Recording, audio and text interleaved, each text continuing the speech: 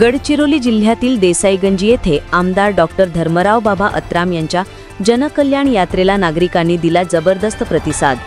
सभेला जनसागर उसळला होता आणि या सभेने देसाईगंजच्या राजकीय इतिहासात नवा विक्रम प्रस्थापित केला। या भव्य सभेत आदिवासी विद्यार्थी संघाचे सरसेनापती आणि माजी जिल्हा परिषद सदस्य नंदू नरोटे तसेच सिरोंचा येथील काँग्रेस नेते बानया जंगम आणि ज्येष्ठ नेते मोहन पुराम यांनी शेकडो कार्यकर्त्यांसह राष्ट्रवादी काँग्रेस पक्ष अजित पवार गटामध्ये प्रवेश केला। या प्रवेशामुळे आदिवासी विद्यार्थी संघाला मोठे खिंडार पडल्याची चर्चा राजकीय वर्तुळात रंगली आहे।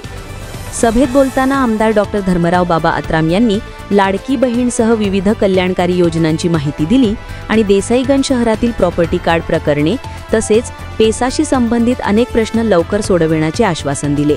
ते म्हणाले की गेल्या 50 वर्षात अनेक नेत्यांना हे प्रश्न मार्गी लावता आले नाहीत, मात्र स्थानिक स्वराज्य संस्थांमध्ये संधी दिल्यास हे सर्व प्रलंबित प्रश्न निश्चित सोडवले जातील। आत्राम यांनी यावेळी 1991 मध्ये देसाईगंज तालुका निर्मितीसाठी केलेल्या प्रयत्नांची आठवण करून दिली आणि शहरात मंजूर झालेल्या नाट्यगृहामुळे झाडीपट्टी रंगभूमीला व्यासपीठ मिळाल्याचे नमूद केले। आगामी निवडणुकीत नागरिकांनी विश्वास ठेवल्यास याहून अधिक विकास कामे राबवण्याची ग्वाहीही त्यांनी दिली।